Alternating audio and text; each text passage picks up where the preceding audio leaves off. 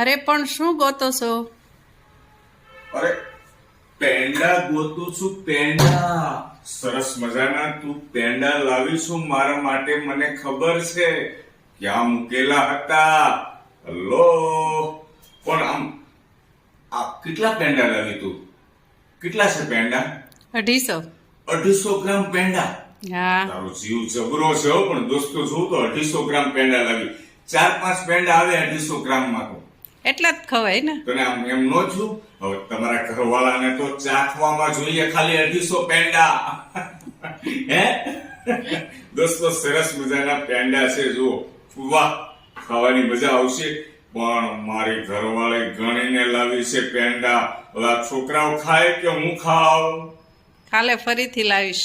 1-2 kilo લાવ તો મજા આવે ખાવાની. 250